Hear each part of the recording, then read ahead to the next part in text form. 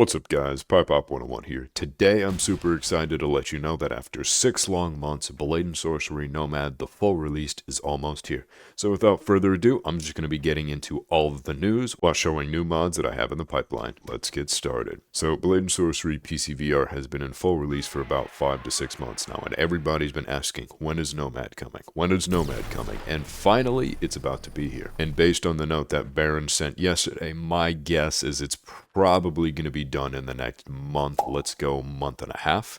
At least I think that's a pretty decent timeline based on everything that they've said. They're dealing with all of the worst of the bugs right now, but for the most part they've gotten rid of all of them, and Baron does plan on releasing a trailer soon to showcase everything. Just a little side note, I don't know if any of you know how it works with uploading content to the Meta platform, but they need to make 100% sure that there is no lag or no problems when playing games before releasing them. So it's essential that they actually optimize everything as good as it should be, so make sure to let them cook. That's all I have to say. So just give them a little bit more time. Based on that, one of the biggest challenges that they've needed to overcome are performance issues. The Quest 3, there were almost no problems when it came to performance just because it's that much more powerful than the Quest 2.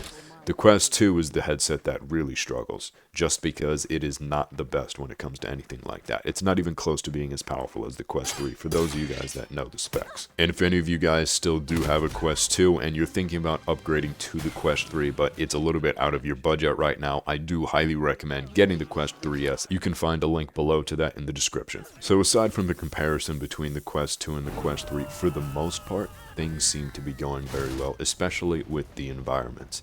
Now, in the very beginning, there were a few problems with the occasional environmental bugs, like glitching and things randomly happening, but for now, there are no game-breaking bugs, which, for me, that's honestly the biggest part of this. And I will 100% be doing a showcase comparing the differences between PCVR and Nomad, so stay tuned for that. A big thing to note is that the Dalgarian dungeons are now 100% working, so you can play from the beginning to the end without any problems. In the beginning it was a bit tough because of crashing and other problems involved, but thankfully there's no more problems with that. You can actually play start to finish, which honestly I wasn't sure if that was able to happen, but they seem to work so hard getting it to work, so I'm very happy about that. It'll be nice just being able to play Nomad just from the headset itself. Just keep in mind, guys, regarding the environment and regarding the Dalgarian dungeons, that a few rooms are of course larger and performance is not as great in those rooms. It is still good.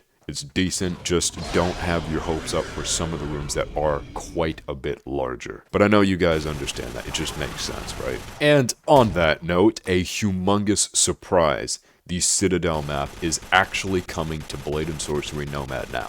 You heard me right, it is finally coming. After all this time, after everybody asking, after everybody messaging the Baron personally, and just everybody in the community asking for it, it's been completely optimized and it works fully. The entire map, nothing has been removed. So for those of you guys that have been asking for it, and for those of you guys that downloaded the optimized Citadel mod, you have no need for that anymore. This is where it's at. Although, I'm going to be completely honest with you guys, I'm not entirely sure how well it will actually run, just due to the size of it. They say it's going to be perfect. So I'll say that's fantastic. Just keep in mind, it still might be worthwhile for an optimized Citadel map mod. That is just my opinion, but I do want to give a huge shout out to CDM Pants and Drags, who worked their absolute butts off getting the Citadel to work on Nomad. It's a 1-to-1 port, so hopefully everything should be going as fantastic as they say. And since you guys are curious, yes, all of the other maps, the dungeons, everything have been updated to match PCVR as much as possible. Granted, not everything is a 1-to-1 port, just because comparing the power of a PC to the Quest headsets, it's not comparable. That's the problem.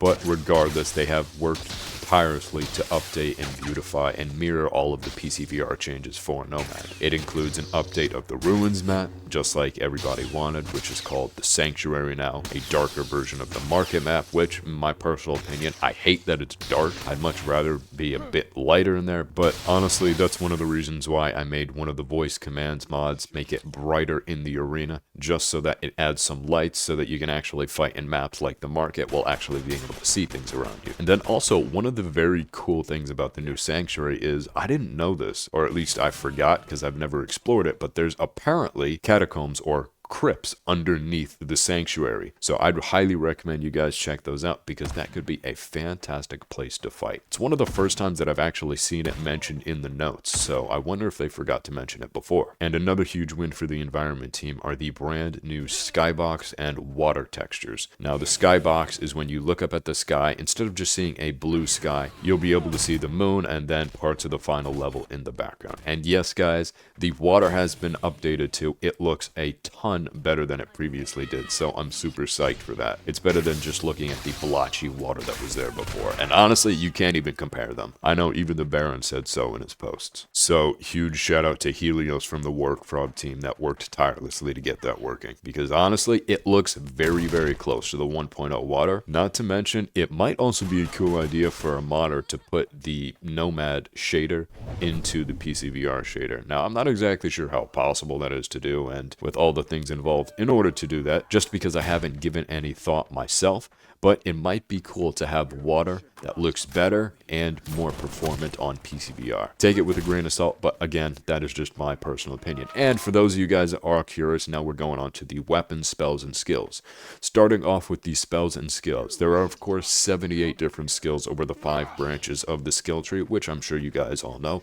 We have the lightning, fire, gravity, body, and mind abilities. Everything ported over without too many problems, with the one exception being the hyper focus skill just because of the shader, but they did figure out how to fix that. And I know you guys are curious. Of course, the only main difference between the PCVR and the Nomad version are of course the amount of particles and the VFX. That's just because too many VFX for any mod, for any base game part of it itself, will cause the game to crash. So the only solution really is to just decrease the amount of particles. You can update the shaders and do a bunch of things like that, but mainly they just decrease the amount of particles, and things seem to be going very well. And it still looks very similar, so I'm not worried about that. Honestly, I still think it looks fantastic. Mechanically, things still work the same from PCVR and Nomad. All the functions are working, the stat effects working, you can set enemies on fire, everything like that work. Now there are no issues porting over the weapons at all, and yes guys, that does of course include 76 individual weapons, not including the different arrow types, quivers, throwing types, throwing pouches, props, anything like that. It's literally 76 actual weapons for you guys to use, which I think is awesome. And yes, I'm just making sure to go over everything for those of you guys that have been avoiding any spoilers. This is the meat of the game right here, the things that you guys need to know, so I'm doing my best to provide it. Moving on from that, of course there are all of those weapons, and I do just want to say the armor, while it was successful being ported over, there were a few little bugs here and there. One of them which actually turned the enemies, or the boots of the enemies, on a fire glow. Now the funny thing about that is I've actually experienced that bug for myself. I believe it was in 1.02 or 1.03 when having certain mods, after a certain period of time, the enemies' faces would glow that fire glow for no reason whatsoever, even though I had nothing actually affecting them. Which is not really too much of a problem because it only happened every once in a while, but I haven't experienced that issue in a long time, so I assume they've already fixed that. And just to go over some quick things about armor, for those of you guys that didn't know, armor can of course be mixed and matched any which way that you guys can want. Sorcerer armors can improve casting speed, heavy armors provide more melee defense, but make your spellcasting speed slower. There's just a bunch of little effects like that, which I highly recommend you guys checking out. Yes, the lore of course is all being ported over, which is another nice feature. The entire story of the Crystal Hunt is being put over, so you guys will be able to experience everything just like PCVR. Just keep in mind, for those of you guys that just want to play the action, for those of you guys that want the sandbox, you guys can do both of those separately and still be able to have fun in the Crystal Hunt. You don't need to read any of the lore. I think it's pretty cool. If you guys don't want to actually read it and just want to avoid all that together, but still get some of the lore, there is a Reddit post that I have linked in the bottom in the description, which does properly explain the majority of the story without giving away too much. So I'd recommend checking that out if you guys just really don't have any desire to know the story. Now, I'm not somebody that's normally big into lore, but I've actually enjoyed the story quite a bit. And a very important change in Blade and Sorcery 1.03 and then finalized in 1.04, there was a huge AI update because the AI had regressed over time, which the Blade and Sorcery team did not even notice just because of all the other things that they've been working on.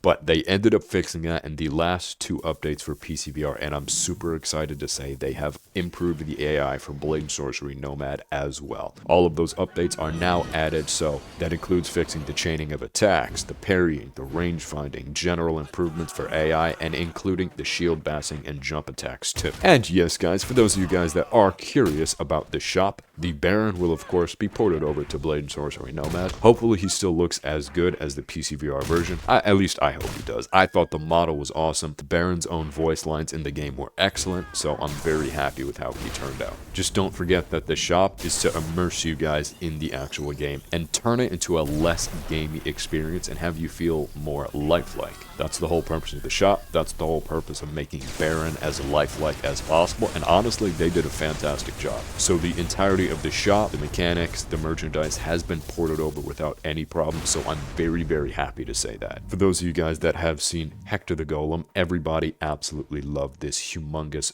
boss monster. Yes, he has been able to port over everything. The Golem has been ported over 1-to-1 from PCVR to Nomad, so that includes being able to fight him with all of his abilities, all of your weapons, being able to climb on him, being able to use everything. It is absolutely outstanding. So I'm very happy to say that, because he was one of the things that I was the most scared of, just because of how intensive the Golem can actually be. And the final portion of the news report, which I know you guys are curious about, I'm just going to say it again. The trailer is going to be released sometime in the future, hopefully the near future, and we do not have a specific release date just yet. I estimate in the next month and a half it should be out. Take that with a grain of salt. That's just in my experience and the things that I know. But if you guys did enjoy the video, please leave a like, comment, and subscribe. It helps out the channel a ton.